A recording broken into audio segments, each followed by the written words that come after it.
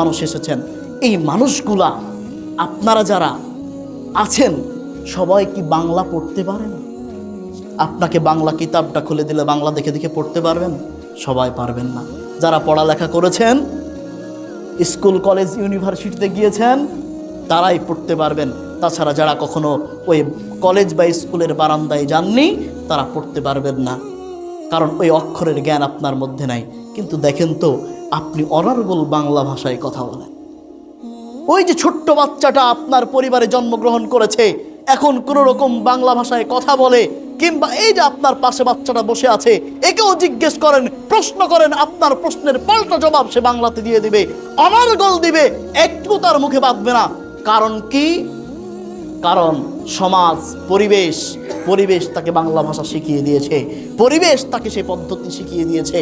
আপনি যেই পরিবেশে আপনার সন্তানকে গড়ে তুলবেন,